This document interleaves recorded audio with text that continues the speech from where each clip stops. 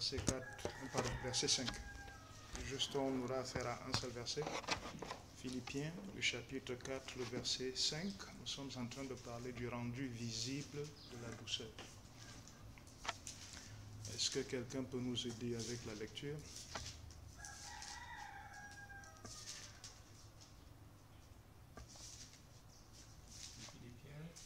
Chapitre 4, le verset 5.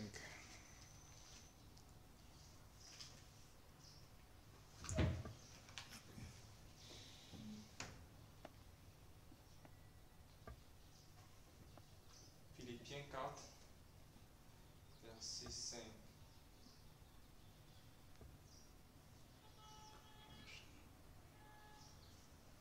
Il est écrit, je vais vous lire, que votre douceur soit connue de tous les hommes.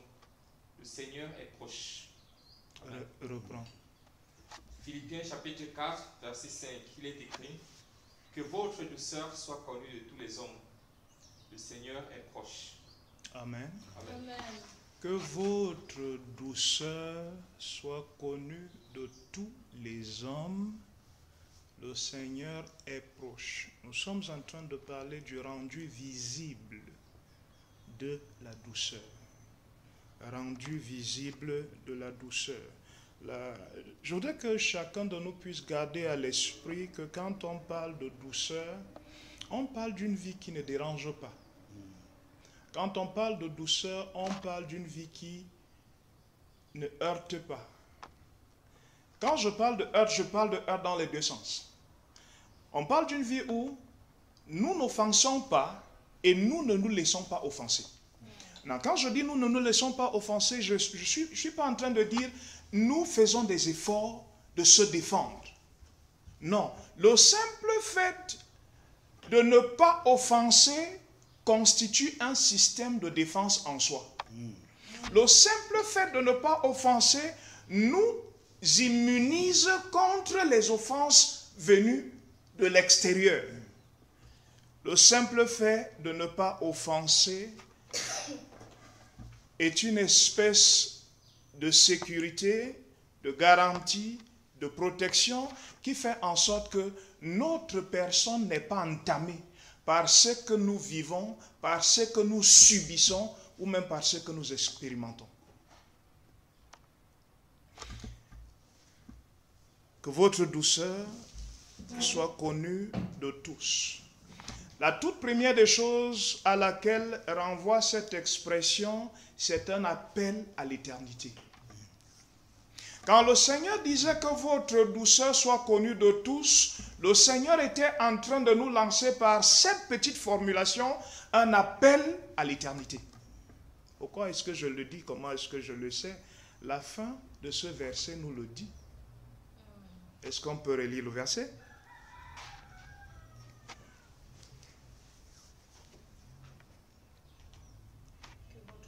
Soit connue de tous les hommes. Le Seigneur est proche. Que votre douceur soit connue de tous les hommes. Le Seigneur est proche.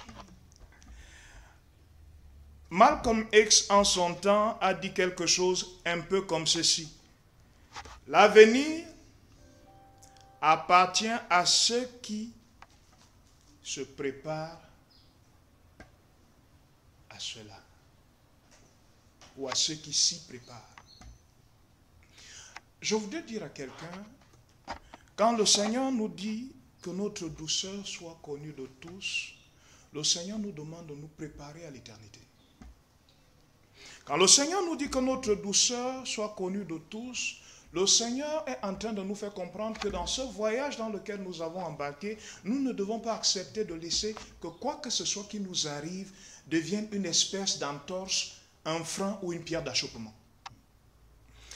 Dans cette formulation qui est un appel à l'éternité, le Seigneur voudrait que nous puissions garder à l'esprit que le temps que nous avons de ce côté-ci de la vie est quasi insignifiant, non représentatif comparé à l'éternité. Le Seigneur voudrait que tout ce qui nous arrive ne nous amène pas à adopter des attitudes, à avoir des comportements et même à poser des actions qui pourraient directement ou indirectement compromettre notre éternité. Que votre douceur soit connue de tous. Je vais dire la deuxième chose. La deuxième chose qu'il y a dans ce verset, dans cette petite formulation, c'est que nous devons tout faire avec la fin en pensée. Bientôt, on va célébrer l'anniversaire. Allons à l'anniversaire ayant la fin en pensée. Avant le jour dit, je vais dire cette date de novembre, tout ce que nous allons mettre sur pied comme préparation à cet événement, nous devons le faire avec la fin à l'esprit. Notre pensée doit se reposer sur la fin. Pendant que nous posons des actes aujourd'hui, pendant que nous agissons maintenant, pendant que nous nous organisons pour faire tout ce à quoi nous sommes appelés, tout ce à quoi nous nous projetons, tout ce vers quoi nous nous lançons. Gardons la fin présente à l'esprit. La troisième chose que je voudrais dire, pendant qu'on est là-dessus, que votre douceur soit connue de tous, c'est un appel à l'excellence. Vous n'avez pas le droit à une fausse note. Vous savez, quand on parle de douceur, on parle de quelque chose qui est tellement fine. D'accord, qu'est-ce que je peux prendre comme un exemple ici? Comme nous, on avait fait à l'époque dans le bâtiment, à l'époque, quand on mettait la peinture, on disait que c'est à huile. La beauté de la peinture à huile est mieux vue quand le crépissage a été un succès. Je parle en présence d'un technicien. Quand le crépissage a été un succès, on met la peinture à huile, votre doigt y glisse carrément. Donc, je suis en train de dire que votre douceur soit connue de tous est un appel à l'excellence. Dieu nous appelle à faire une œuvre sur laquelle il n'y aura jamais rien à redire.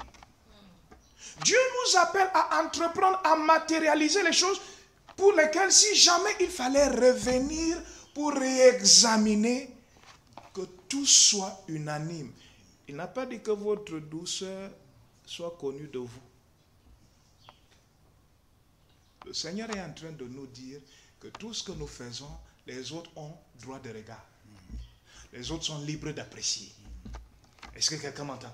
Les autres sont libres de juger. C'est à nous de nous assurer que quand les autres poseront leur regard sur ce que nous sommes en train de faire, qu'ils soient d'accord avec nous. Qu'on a fait un travail fabuleux. Qu'on a fait un travail fantastique. Pour arriver à un travail d'excellence, à répondre à cet appel à l'excellence, nous devons nous assurer d'être minutieux. Nous devons nous assurer de mettre les petits plats dans les grands. Si nous n'agissons pas de cette façon, il y aura toujours à redire sur ce que nous faisons et humainement parlant, nous allons réagir aux commentaires, aux analyses, aux discours des autres, au regard des uns et des autres d'une manière ou d'une autre. Et très souvent, quand nous réagissons, la toute première des choses qui sera frappée de plein fouet, c'est notre ego. Que votre douceur soit connue de tous nous appelle dans cette démarche d'excellence à miser sur l'humilité, à miser sur la simplicité, à arriver à accepter de se laisser manœuvrer. Même s'il faut qu'on soit torturé, pourvu que, au sorti de là, que la douceur soit connue de tous. Quand il dit qu'elle soit connue de tous, il veut dire qu'elle soit visible à tous. Quand il dit qu'elle soit connue de tous, il est en train de dire que tous devraient reconnaître. Nous ne pouvons pas nous permettre une fausse note. Nous ne pouvons pas nous permettre d'avoir des ratés. Nous devons nous assurer de répondre à cet appel à l'excellence. Que votre douceur soit connue de tous. Quatrième petit arrêt, c'est un appel à une communion globale. Ici, je voudrais dire à chacun d'entre nous, le frottement avec les autres laisse généralement les écueils. Le frottement avec les autres très souvent produit des escarres. J'espère que mon français est français là.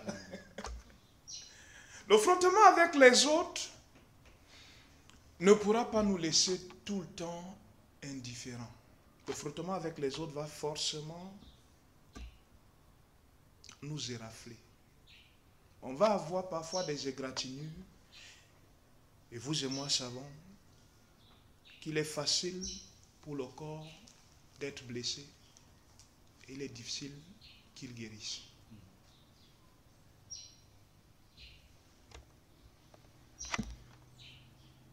Une égratignure qui n'a pas pris 1 heure de temps peut prendre des journées pour disparaître. Non, je ne voulais pas dire des semaines. Je ne voulais pas dire des mois, en fonction de comment notre corps réagit à tout ça.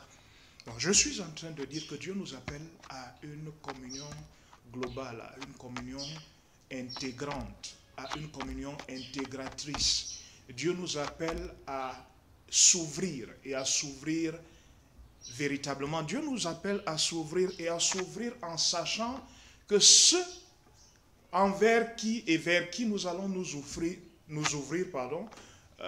certainement nous feront très mal au cœur ou même nous ont déjà fait très mal au cœur. Mais comme lui, nous devons les intégrer. Et pour les intégrer, il y a une dimension de pardon qu'il faut accorder. J'aime dire aux gens, pour ceux qui me connaissent, je suis un banquier, pas parce que je travaille à la banque, mais parce que j'ai une banque. Ma banque, c'est la banque du pardon. Elle a un mode de fonctionnement simple. Elle attribue les crédits de façon automatique et systématique à tous les hommes. Ils n'ont pas besoin de faire une demande et ils sont déjà crédités. Ce qui fait que le jour où il y a une offense, elle n'existe pas. Elle a été gérée longtemps à l'avance. C'était pour moi une façon de vous inviter à me joindre dans cette banque-là. Parce qu'il y a des postes à pouvoir et on est en train de recruter en ce moment. Je suis en train de parler de la communion globale, je suis en train de parler d'une communion intégratrice, je suis en train de parler d'une communion inclusive, je suis en train de parler d'une communion qui prend tout le monde en compte. Si notre communion n'est pas globale, intégratrice, il nous sera très difficile d'amener l'évangile à certains endroits. Or, l'évangile est prévu pour aller jusqu'aux extrémités de la terre. Que votre douceur soit connue de tous. Je vais terminer avec l'une des choses que j'ai mentionnées tout à l'heure. Nous devons garder à l'esprit que le retour du Seigneur est imminent. Le Seigneur revient bientôt.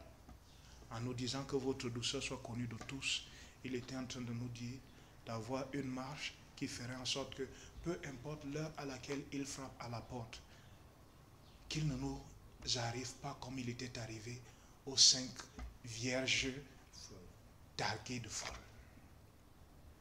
Si dans notre marche, il nous arrive d'être affectés par tout ce qui peut se produire comme événement, comme situation, comme sollicitation, qui nous affecte outre mesure, ce serait facile que notre douceur en pâtisse.